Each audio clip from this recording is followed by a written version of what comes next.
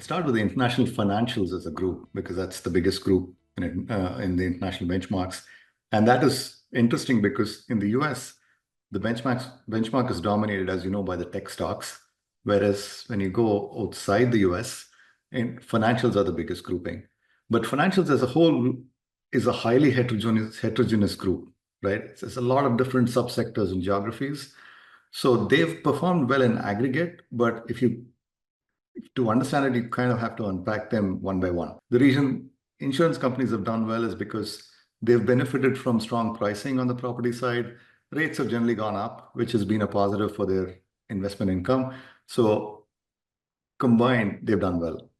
Banks are a very local, like I would call a bank a very local animal. So a Spanish bank has its own dynamics versus an Indian bank versus a Peruvian bank.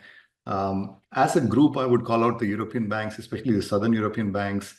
If you go back 10, 12 years during the crisis, they were at high leverage levels, bad asset quality, interest rates were low for a long period of time.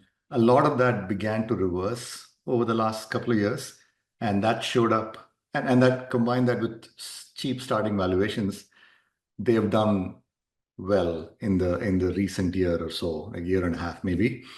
I'll also call out Asian financials, specifically China A shares. Some of the Chinese banks, real estate companies, they've done well recently after the government announced potential support for the real estate sector, and essentially a combination of measures that they think are needed to revive the economy. So especially with some of the Asian banks and also both Chinese and Japanese banks, we are unlikely to ever own any of them, to be very honest, because we are actually happy to ignore businesses, especially when we think they're not analyzable. So we think even for a local Chinese investor, Chinese banks are just too opaque, bad disclosure, history of bad corporate governance, excessive influence by the local and state authorities.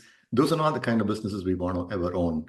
And in fact, it's a good example for us to point out, because we are not trying to match the benchmark.